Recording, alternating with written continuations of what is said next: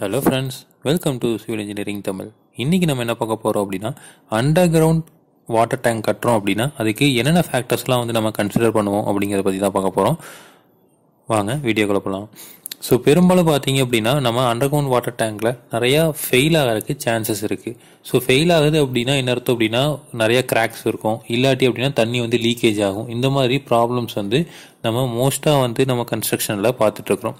So அதுக்கு என்ன பண்ணலாம் அப்படின்னா, ஃபஸ்ட்டு ஏன் அது வருது அப்படின்னா, நம்ம பில்டிங் பார்த்தீங்க அப்படின்னா நமக்கு மேலே இருக்குது, அதாவது கிரவுண்ட் சர்ஃபேஸுக்கு மேல் இருக்குது, ஓகேங்களா. ஸோ அதனால அதில் வந்து நமக்கு என்ன லோடு வருதுன்னு பார்த்தீங்க அப்படின்னா அதோட self wait plus live load. நம்ம நடக்கிறோம் இல்லை வந்து நம்மளோட பொருள்கள்லாம் வச்சுருப்போம். ஸோ இதோட லைவ் லோடும் அதே மாதிரி அதோட டெட் லோடு மட்டும்தான் வருது. பட் இது அண்டர் கிரவுண்டில் இருக்கிறனால நமக்கு என்ன வருது அப்படின்னு பார்த்தீங்க அப்படின்னா, அதை சுற்றி இருக்கிற சாயிலோட லேட்ரல் எர்த் ப்ரெஷர் வந்து நமக்கு வருது, ஓகேங்களா. ஸோ இந்த லேட்ரல் எர்த் ப்ரெஷர் வரனால தான் நமக்கு மேக்ஸிமம் வந்து எல்லாமே வந்து ஃபெயில் ஆகிறதுக்கு சான்சஸ் இருக்குது, ஓகேங்களா. ஸோ மெயினாக பார்த்தீங்க அப்படின்னா ஏன் வந்து இது ஃபெயில் ஆகுது அப்படின்னா, நம்ம ஃபஸ்ட்டு வந்து அண்டர் கிரவுண்ட் நம்ம வாட்டர் டேங்க் கட்டுறோம் அப்படின்னா அது வந்து எவ்வளோ ஹைட்டில் கட்டுறோம் அப்படிங்கிறத ஃபஸ்ட்டு நம்ம பார்க்கணும். இப்போ ஒரு 6 அடிக்கு மட்டும் கட்டுறோம் அப்படின்னா நம்ம 9 இன்ச் வால் யூஸ் பண்ணால் போதும். ஆனால் இதுவே வந்து நம்ம 6 அடிக்கு மேலே ஒரு 8 அடி 10 அடி வந்து நம்ம கட்டுறோம் அப்படின்னா நம்ம 9 இன்ச் வால் மட்டும் வச்சு கட்டினீங்க அப்படின்னா அது வந்து கண்டிப்பாக பத்தாது.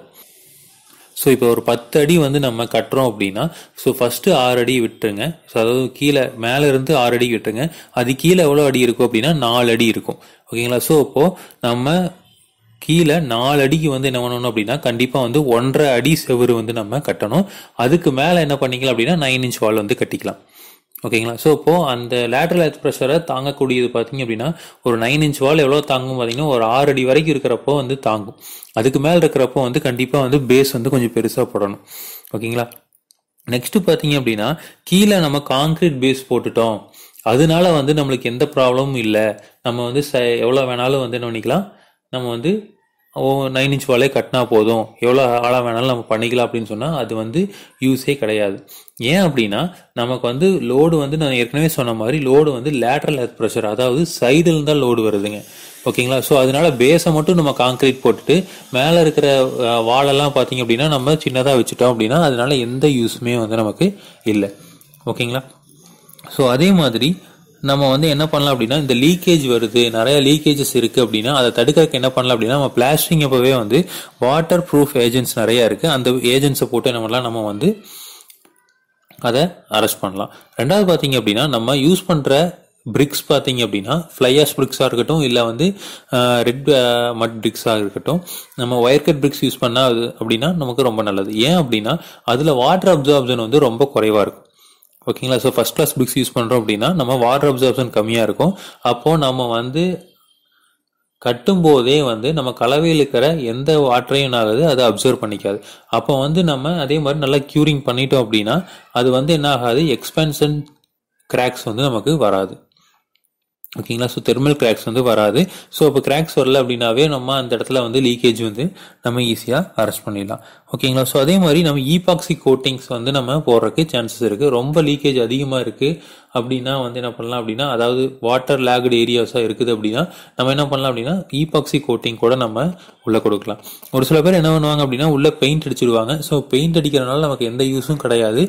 ஸோ பெயிண்ட் வந்து நீங்கள் அடிச்சு விட்டீங்க அப்படின்னா அந்த சர்ஃபேஸில் நல்லா நிற்காது, அது வந்து உறிஞ்சு தான் வந்துடும்.